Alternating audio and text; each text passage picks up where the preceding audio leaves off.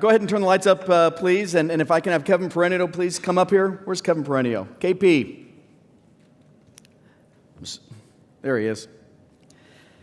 And I've got what I think is kind of good news for you. We're going to do some key takeaways, and then guess what's going to happen after that? Who can tell me what happens after the key takeaways? Drinks. That's right.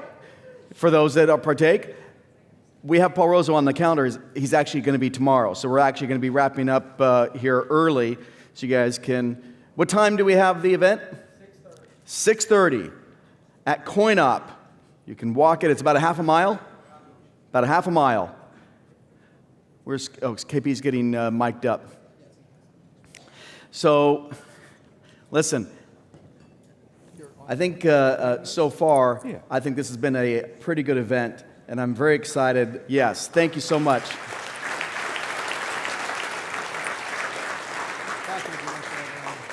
It's been made special because of each and every one of you in the room and the way that you pay attention, you participate, you engage with each other. What can I say? I'm humbled to be part of you. The Thank you. energy level has been spot on. The feedback has been great. And whether you've had your aha moment or not, one of the things that I've taken away from this is that all of us as a group are a force to be reckoned with, and that when you start looking at the numbers of what all of you have achieved as a collective group, it is uber powerful, and the best is yet to come. So KP, you've been observing, dedicated in here, and so actually I'm more interested in what you have to say so far as far as key takeaways, and I'm going to kind of step back in the shadows here a little bit and let you kind of take the floor if that's okay. The whole thing? Well, I'll let's share it. This is your I'm here as well, but I'm going to pull a Rosso and be like, and just switch it up here. No, man, it's all you. Have a good one. See ya. So what has been your key takeaway so far? I just gave Ja a big hug. He's a big guy. He's pretty thick. I think the fact that I believe Andrew is the one that turned us on to him. Is that right? Andrew? No? Somebody. Who? You found Ja? Good job, buddy. Thank you, sir. Well, it's funny. We have these. So there's a lot that goes into the leadership conference. Obviously, this is an amazing conference. I mean, it feels like all the conferences I spend 50% of the road on it every year, and the prep that goes into this. What was every Thursday in the afternoon we had a call, we're talking about stuff, and like, oh, how about this guest speaker? How about that guest speaker? We spent 40 minutes last week trying to decide whether to reprint the books or just print out the inserts. I'm like, but you know, what I liked about Ja when he was speaking just now that resonated with me and I think with everyone else is we're going to deal with rejection in this business. I mean, we're sales professionals. Like that's what happens, right? You know, and just an example yesterday, I don't know where Harpahone is. He's out here somewhere. He's like, well, I want to do this, a lot of this, and this. And I was sensing like some fear and some rejection because he's not getting everything, right? And it kind of connected the dots of me when Sue was speaking earlier when she said, you know, do one thing. And for those of us that went out to the Mortgage Mastermind a few years back and we saw the CEO of Success Magazine. He interviews all these, CEOs and movie stars and rock stars and famous people and bazillionaires, and he wrote this whole training basically. And he says, everything just successful people all kind of boils down to this one thing in common is that they just do this one thing, right? They just really get hyper focused on this one thing that they do. And what I see is a lot of people as you've kind of overcome the first couple hurdles of small business entrepreneurs within this platform because now you're running teams here.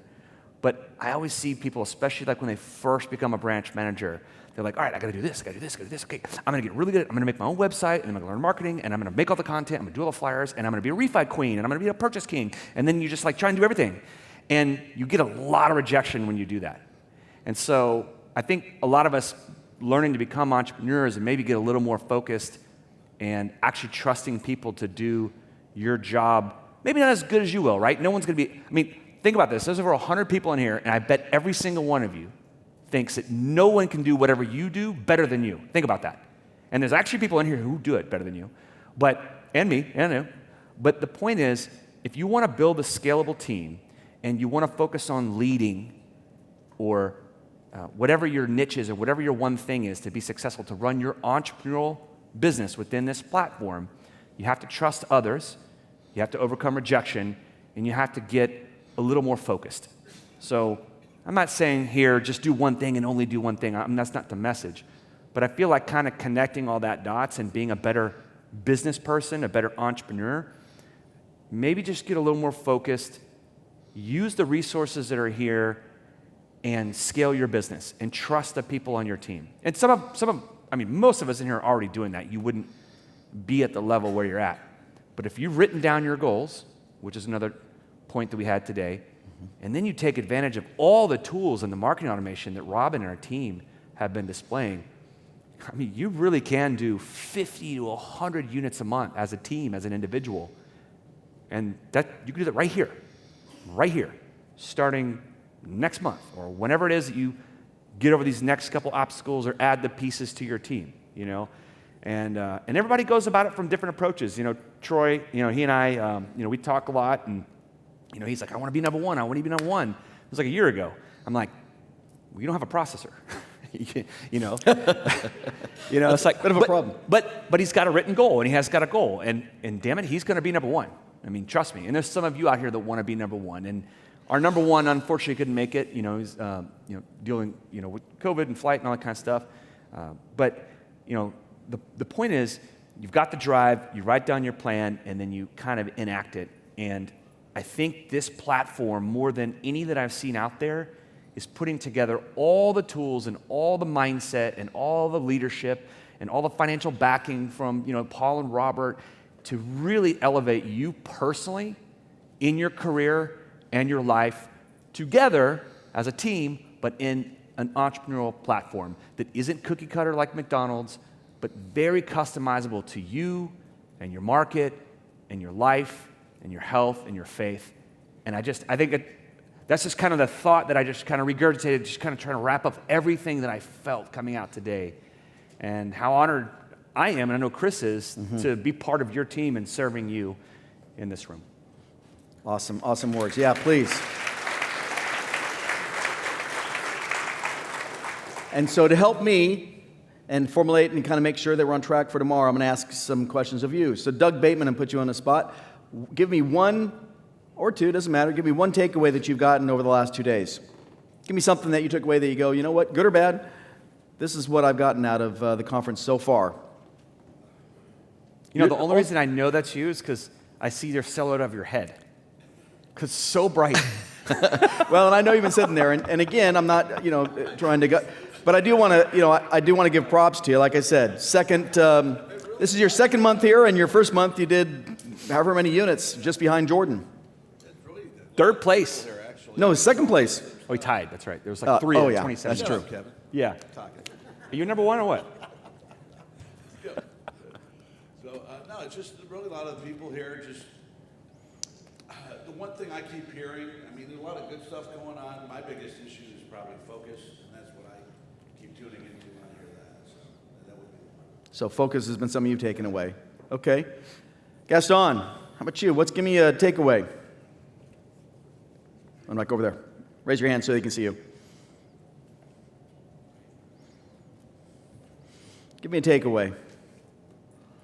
Well, definitely a lot of things, but especially I think after this last 2 years and seeing the company where we are, over 312 branches, I think it's not about one thing or the other. I think it's about how strong we are. We're stronger than ever. I think we're better than ever. We're going the right direction. So I think that's the best takeaway that I can have. We're stronger, we're solid, we keep moving, and we're here today. And no matter what, we keep going, and I think this is the best thing that I can take away all the way to Miami. Awesome. And you're on Instagram now. Now you're on Instagram. Jose, what's your takeaway? Raise your hand back there so Alex can see you. Right back there.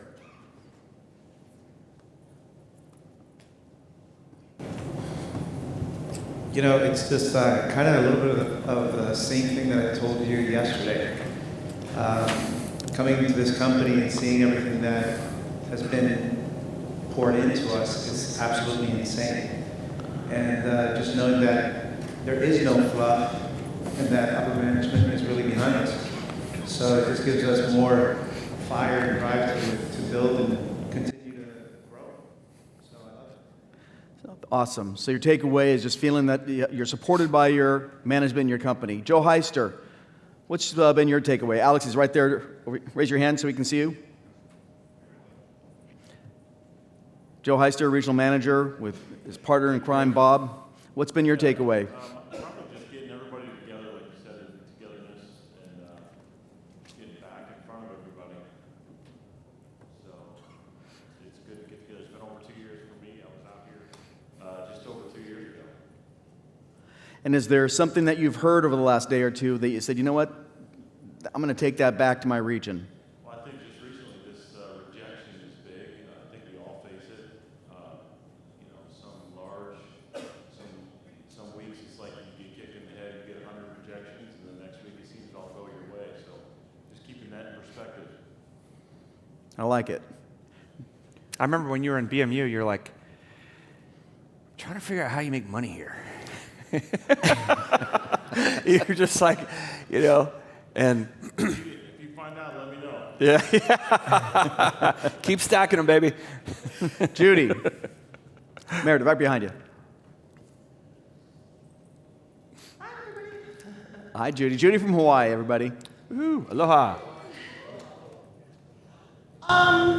So I got a bunch of takeaways, most of what everyone else said, but for me, very specific action steps. I think that was one of the things as well, that Sue brought up, not just talking about it, thinking about it, writing things down, taking your notes, and then ultimately acting on them. So I've been using this time to hit up some of my old friends, make some new friends, ask them what they're using. Getting your own private CRM to complement Total Expert came up, so I've been exploring that a little bit. And just some of the other tools that everyone's digging into, and I think with the rejection, I think one of the biggest things that we are, as branch managers, are facing is the recruiting piece right now, right? Because everyone's getting recruited. So that was very valuable to me to just get out there and ask, and get out there. And if they say no, ask again. That's it. And they give 6 months at their new company, and ask them again, see what happens. Very good. Daisy. Raise your hand so we can see you.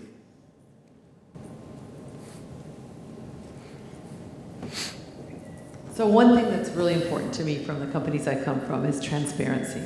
And I think I've seen an incredible amount of transparency. And I can't tell you how grateful I am for that. I mean, that is huge for me. That's what resonates with me the most. And the other thing would be, we talk about the percentages of people in colleges in Harvard that didn't write their stuff. And, this New World Order, which I think is full of shit, personally. But they've got some things, and it's about projection, it's about what you view, it's about writing things down. And in different forms, that all came out today. I'm old school, everybody knows it. If a computer's broken in my office, it was me. I did something wrong. And, with COVID, we've had no choice but to get with technology and get with marketing and do all these things. And if I put everything I've heard in the last 2 days, it's all about, setting a platform, one that you're good with, what you're not good with, fixing it with other people and filling those gaps, and then just going out there and doing it. And that's it. And you know what? With me, it's a lot about technology, but it's all about the projection and the follow through of that projection. Thank you. I want to touch on something. You made me think, you and Judy both had me thinking here. When we talk about your data and your database, I think we're being open, honest, and transparent with you. We don't care about your loans. We don't care about your database. That's not our mission as a company. You say built by originators for originators. Paul and Robert don't want to take your data and do anything with it. We're not NAF. Well, I don't know who does it, but maybe we're stupid because we don't have this big retention team and protecting our asset in the portfolio, but honestly, you're the asset. So when we create all these tools to be able to help you with your database and all this marketing automation, it's so you can do more. It's not so we can huddle around whatever you got. We want you to do more, because if you're being more successful, then we're all more successful. And I think that's important because, not to pick on Millie and Maria, but I asked them what CRMs they're using, and they're like, oh, Be in Touch and Jungo. That was the reason we switched to Total Expert. In the prospecting part of the sales funnel and that database, do you know how many of our top producers don't use Surefire? They never did. You all have something else. Follow Up Boss or, whatever. Be in Touch, Jungo, whatever it is. And I look at that as a failure of PRMG. We failed you. We failed you because we didn't provide you good enough tools. Now, look, I'm also not naive to the fact that some of you are like, I will never give my prospecting database to any lender. This is my gold. Okay, cool. Rejection, no big deal. But the thing is, if we don't provide world-class tools for you to be better at prospecting and getting new business, like what we've built out and are continuing to build out with a world-class tech team, with Robin and then our dev team, then we failed you. We're not trying to make a data play. We don't care about your database. We just want to provide better tools for you to think this overall platform is better. And so, we're not forcing you all to use our database. We're not forcing you all to use on the prospecting. You don't have to take all of this or all that. You don't have to use Blend. You don't have to use all these tools. But we're just trying to provide the best for you. And some of the stuff that we built inside Total Expert, and I don't work for them. I'm not here to pitch them. They gotta sell themselves to you. But some of the integrations that we built, there isn't a single lender that has what we have. Not a single lender. And 12 of the top 15 lenders are on Total Expert already. They don't have what we have. Mortgage Coach, MBS Highway, Sales Boomerang, Mobility RE, plus all these other ones coming, FinLocker, CredEvolve. It goes on and on and on, the integrations that we've built. We're the only lender on the planet with this tech stack. You can use it if you want, right? So I feel like if we don't provide you the best, you can't be the best, and then you'll reject us. And so I think that that's our duty to serve you and be transparent about why we're putting together all these tools. We're not doing any kind of data play. We could care less. It's funny, when y'all had started here, remember Robert, when he calls them trunk puppies? The loans that you pulled credit at wherever it was you were before you came here, we're like, we don't want those deals. We don't want to get in a big-ass lawsuit. We don't want your database. This isn't about any one transaction for us.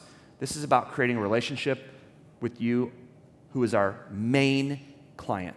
So hopefully that message rings loud and clear and is transparent and kind of give you some thought behind why we're building all the tools that we're building and bringing on world-class talent like Robin and her team. So.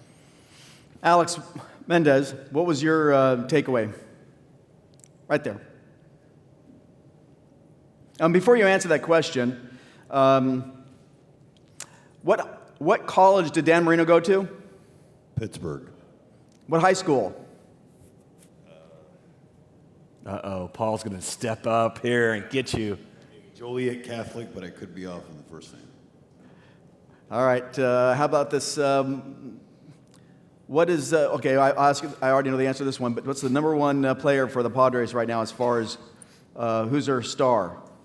Well, that could be argued, but it's Manny Machado or Fernando Tatis Jr. It was almost Snell last night. And how much is Machado's contract? Oh, it's $285 million over like 9 years. This guy is a walking encyclopedia when it comes to all things having to do with sports. He was a sports broadcaster. So when you're at the coin op tonight, let's do some gambling and see if we can stump him. Alex, what was your takeaway over the last 2 days? Well, there's a lot of things, and I'm going to keep it short because everybody, I'm sure, wants to get out of here. And by the way, I want Liz Mill to know that he owes me a beer tonight. I'll let coin op buy it, but he owed me a beer because I didn't call on you on purpose. He told me. Liz was actually the branch manager, but he said, I'm shy. So that's why he's got Alex. Well, I mean, to echo what she said about transparency, it's very important to us. Why? Why is transparency important to you guys? Because you don't go to a meeting like this and see ownership every single minute of the day. You know, usually we come from corporate America as well. And in those meetings, usually you see the owner, you know, hi, see you, bye. Very beginning, very end. And they're in the hallways. They're not too, you know, in an ivory tower to talk to you guys. They're always accessible. I mean, not only here, but, you know, in the cell phone, email. And, you know, that goes a long way. We've been here 7 years. I regret that we weren't here earlier. I'll leave it at that. Oh, boom. Wow, that's a mic drop right there. That was beautiful. Ken Clark. I think that's an important part why we're not bigger than we are, because, you know, I've used this in the past. It's been a couple years, but I stole this from a little Baptist church in Garland, Texas. They said, we're large enough to serve you, yet small enough to know you. And Paul and Robert are, you know, involved in every one of your, you know, your meetings and BMUs. And because of that personal touch and that involvement with them, we haven't been able to scale and have 3 times as many people in here. I mean, that's not, you know, that's not the reason, but that is by design. We've had nice controlled growth because we want to know who you are. And, you know, this is our opportunity to touch base with you at least once a year and just try and sit down and just kind of hang out and say, hey, this is what's going on. It's been a while since I've seen you, and, you know, what's going on in your world. So trust me, by design, we try really, really hard to keep it tight. So Paul pulled me into his office one day on this point, and he said, nobody, and he's very adamant, nobody is going to call themselves a manager at this company without coming through me first. And I'm thinking to myself, man, talk about control, right? So you don't trust me to hire somebody to represent you? That was my first reaction until I took a step back and I actually heard him. He actually, in fairness to him, he shared with me. He goes, this company, if you're going to call yourself a manager, that means something to me. I've got an obligation to my partners and to the entire organization to make sure that the people that call themselves a manager understand that they are protecting the nest being the company overall and our culture that impacts each and every one of you. And so when I understood what he wanted, man, it made all the difference in the world. And now when the regional managers or myself share with you that, hey, look, if you're going to be a manager, Jay and Javi, you need to come before Paul and other senior leaders, and basically it's an interview process and a chance to ask questions of us as well, and come to BMU and partake. I remember Jay and Javi coming to BMU, and they said, man, I had no idea how many tools and resources we actually have. And that was another reminder of why we need to have these meetings. Ken, what's been your takeaway? It's Ken from Sacramento. Well, it's funny that you say control, because that's probably my biggest weakness is control. I'm a control freak, and giving it up from where we came from is probably my biggest challenge, is hiring from our weakness. So your takeaway is what? That you need to give up some control in order to expand? Yes. Okay, I can see that. It's every small business owner's challenge. Every single one of us in this room have done that. Steve Levine and I did it as well. I mean, we were both owners of a lender before we came here. And you give up that, you know, because you see that, okay, if my team is bigger, then we can do more greater things together and maybe accomplish some bigger goals. And maybe you don't want to be bigger. I mean, maybe you have like a certain target, like I'm going to do 20 loans a month and this is the time I want to spend on it, and then have my work-life balance. But I agree, giving up control is the hardest thing to do for a small business owner. And sometimes you have to say, okay, I kind of try and put a number on it. If I hire these people, if they do the job 50% as good as I think it should be done or could do, or 75 or 60, whatever that number is, you know who did this the most and probably still wrestles with it the hardest every day? It's Paul Rosa. Because when he sees or hears something, he digs in and needles in and gets in there and then does it better than what the current team is already doing. So he's had to give up that as well. You know, giving up partnership to Gary and I. You know, I mean, that's a hard thing for every business owner to do. And every single person in this room struggles with that. Every one of us. And sometimes I'm just like, is it my ego?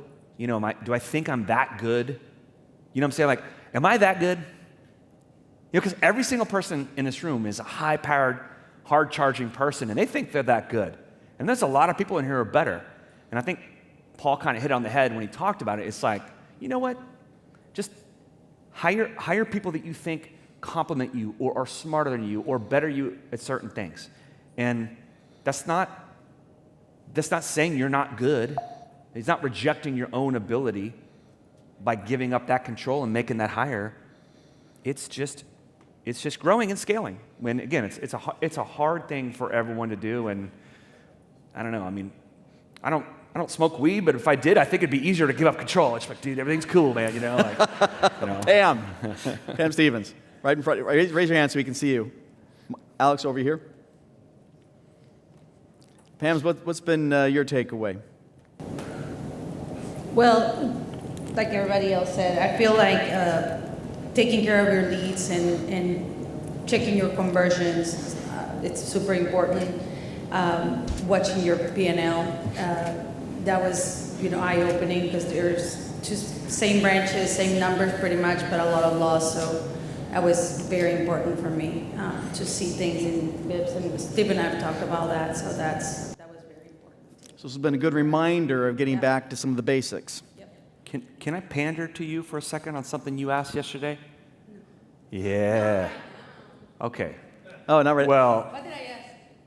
People should put their money where their mouth is. Well, I should be let's just say that if I'm leading a company, here's this middle-aged white dude. It is talking about diversity, equity, and inclusion. But you know what? If we don't talk about it, then PRMG isn't talking about it. And I think it's not fair to this very diverse group of leaders here. And you have a passion for NAREP, and so does PRMG.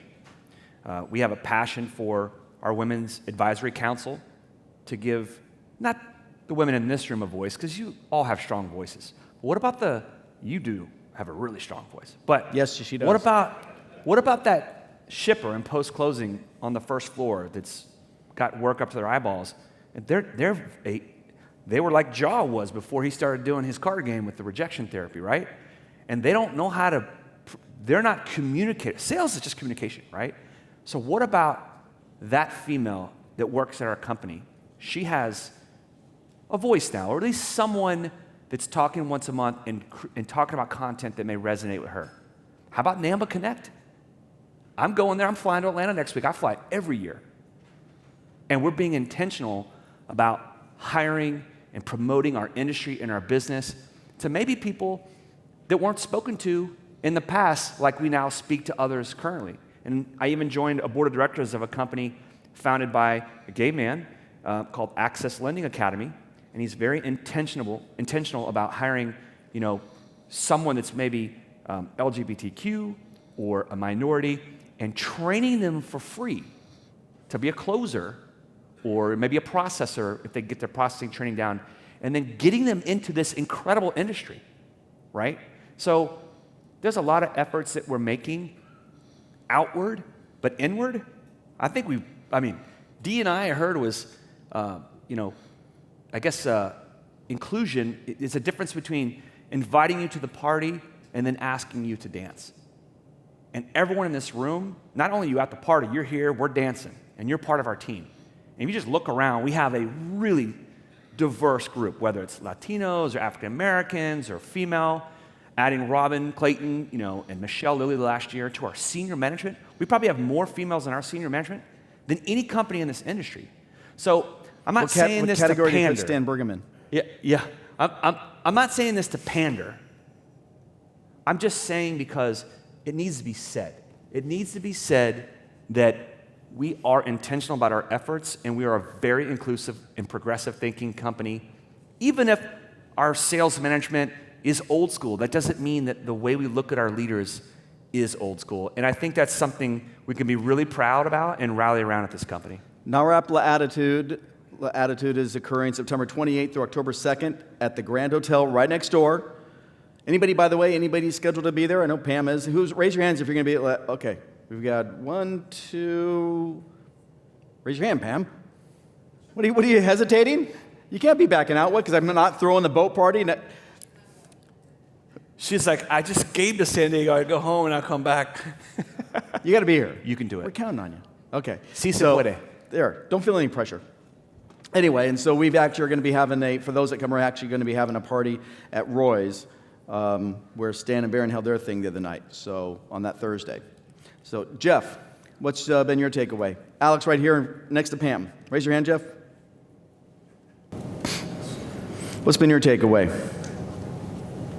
Definitely to hyper-focus on what I do best.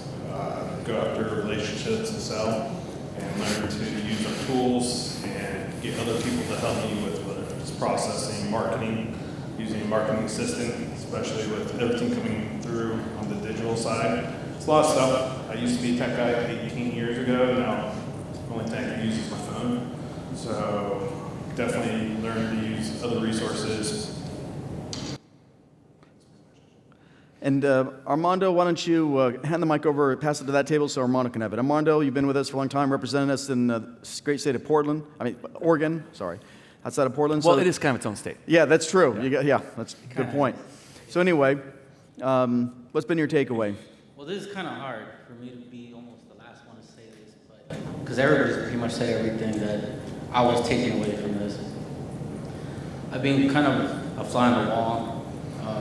That's kind of my whole thing. But yeah, just do one thing. That's important. Delegate. That's definitely something that I've taken from this. So trying to get to that. Okay, very good. And then one last comment, then we'll wrap it up here. I got a couple nuggets to throw in there, too. I'm sorry? I got a couple nuggets to throw in, too. Okay, good. Just want to get them in. So, pass the mic over here. Over here? Yeah, I want Tammy. So, Tammy, what do you hope to achieve tomorrow? Tomorrow's our last day.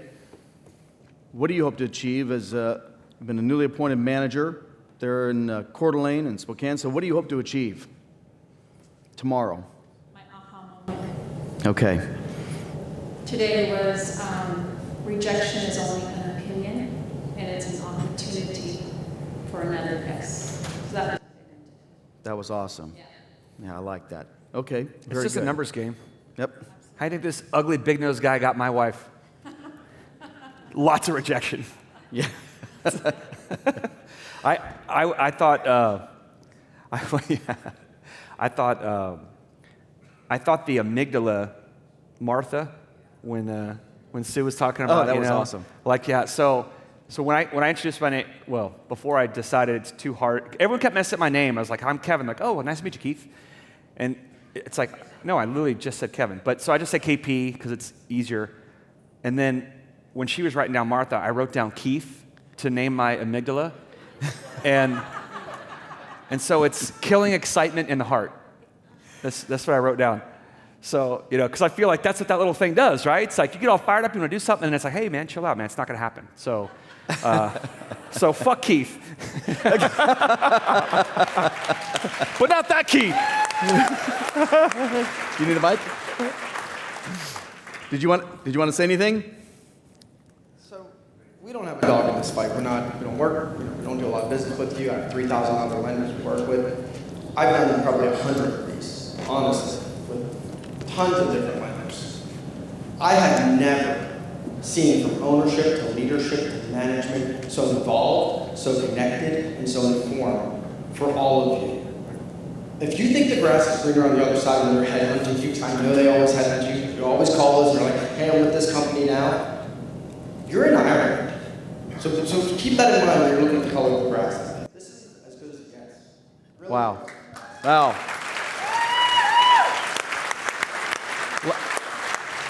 What can we say? Yeah, I mean, geez, that's a mic drop. Left. Yeah, you guys. Thanks, Mike Tedesco, to Praise the Nation. Yeah. Like Chris says, the grass is green where you water it. And the reason why it's not fucked up, or you're not. The reason why it's, what's the line again? The reason why it's. I just blew that. Damn it! I hate it when I did it. Were you pissed in your own grass or something? No. What was the line I used? I said the grass is green where it's watered. And the reason why the grass is green over there is because you're not over there fucking it up. Oh, yeah. Sorry, ladies. All right. Well, anyway, listen, great day. I'm looking forward to our final day tomorrow. Stay engaged. I will see you guys after 6 o'clock, 6:30 at Coin Op. Thank you, everybody. Great day. Thank you all.